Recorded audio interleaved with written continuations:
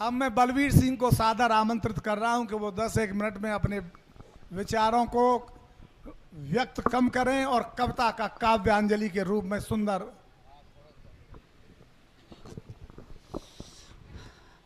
परम सम्मानीय मंच को प्रणाम करता हुआ समस्त आर्य बंधुओं को, माता बहनों को अभिवादन करता हुआ नमन करता हूं कि महर्षि दयानंद सरस्वती के 200वीं जयंती के उपलक्ष्य में इस आर्य महासम्मेलन में आप उपस्थित हुए। आपका बार बार अभिनंदन, स्वागत। बंधुओं, सबसे पहले मैं 3 दिन से देख रहा हूं मेरे गुरुतुल्य श्रीमान गजेंद्र जी को, जो कि मैं बहुत आदर करता हूं। 2 पंक्ति सबसे पहले आपके लिए कहूंगा कि यूं तो बगिया में फूल खिलते बहुत हैं, कि यूं तो बगिया में फूल खिलते बहुत हैं, महकता है कोई कोई। कि यूं तो बगिया में फूल खिलते बहुत हैं, महकता है कोई कोई। अरे मंच संचालन करते कराते बहुत हैं, लेकिन गजेंद्र जी जैसा संचालन करता है कोई कोई। एक बार ताली बजा करके उनका आप सम्मान करें। सभा उपस्थित मध्य में खड़ा हुआ श्रीमान, कविता का मन कर रहा लेकिन हूं नादान। सभा उपस्थित मध्य में खड़ा हुआ श्रीमान, कविता का मन कर रहा लेकिन हूं नादान। कहते लोग हंस मुख से, कहते लोग हंस मुख से मोती और लाल चुगे। कहते लोग हंस मुख से मोती और लाल चुगे, या हंसन के बीच एक काग चलो आयो है। कविता है मेरी फीकी पर नीकी है बड़ी, और मोको दियो है तो एक बलवीर देहाती कविता ले आयो है। बंधुओं, ऋषि की बातें 3 दिन से चल रही हैं, और ऐसा अद्वितीय ऋषि जिसके व्यक्तित्व को हम बचपन से लेकर के और मरणासन स्थिति तक देखें तो दुनिया के अंदर ऐसा अद्वितीय ऋषि कोई पैदा नहीं हुआ।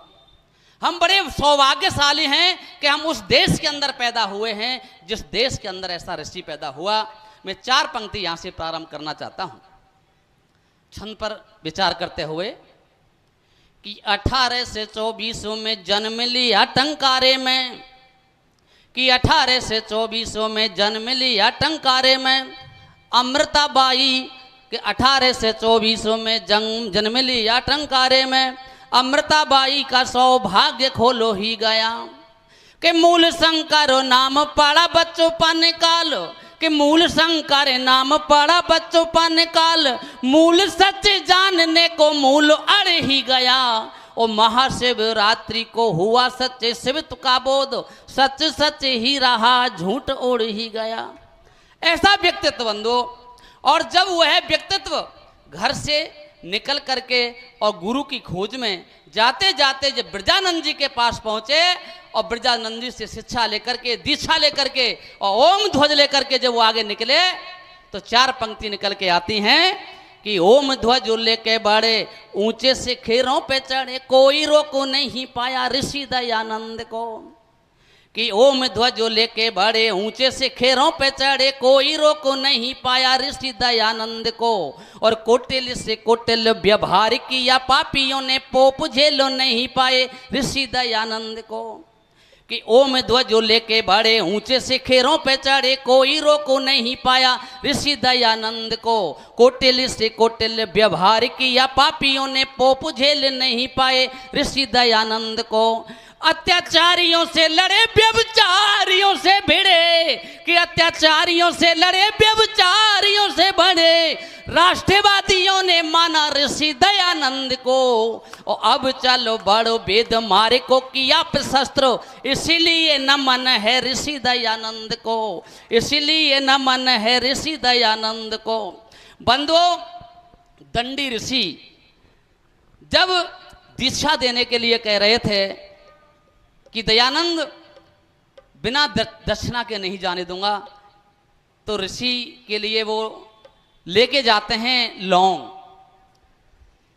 और ऋषि कहते हैं क्या लौंग से मेरी दक्षिणा पूरी हो जाएगी? अरे मैं तो वह लेना चाहता हूं जो दुनिया में किसी के पास नहीं है और तेरे पास मौजूद है। दयानंद कहते हैं कि गुरुदेव मेरे पास तो कुछ है ही नहीं, मैं तो मांग करके लौंग लेकर के आया हूं, आप इन्हें मेरी गुरु उसमें समर्पित कीजिए।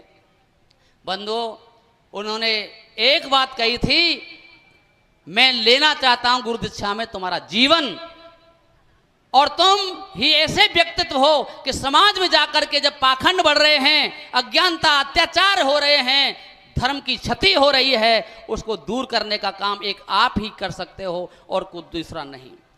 तब वह ऋषि दयानंद वहां से निकलते हैं और क्या पंक्ति निकल के आती है कि पाखंड की शिला खंड को किया था खंड खंड। छंद पे गौर करें कि पाखंड की शिला खंड को किया था खंड खंड, ज्ञान का प्रचंड तेज दिया दयानंद ने। कि पाखंड की शिला खंड को किया था खंड खंड, ज्ञान का प्रचंड तेज दिया दयानंद ने। और वेद पढ़ने का अधिकार दिया नारियों को, अबिला को सबोला बनाया दयानंद ने। मेरी माता बहनें बैठी हैं, मैं कह सकता हूं गर्व के साथ, अगर ऋषि दयानंद नहीं होते तो आप शायद इस स्थान पर नहीं आते। महर्षि दयानंद की वो शिक्षा और उनका उपकार जो महिला शक्ति के लिए उन्होंने जागृत करके मंच पर लाने का, आज हमारी मां शक्ति मंच पर बैठी हैं। इनको अधिकार नहीं था, इनको पैरों की जूती समझा जाता था, इनमें आत्मा नहीं माना जाता था। आज आर्य समाज इसका बहुत बड़ा प्रचार करता है कि मातृशक्ति हमारी पुरुषों से भी ऊंची है। तब ये चार पंक्ति आती हैं कि पाखंड की शिला खंड को किया था खंड खंड, ज्ञान का प्रचंड तेज दिया दयानंद ने। वेद पढ़ने का अधिकार दिया नारियों को, अबिला को सबोला बनाया दयानंद ने।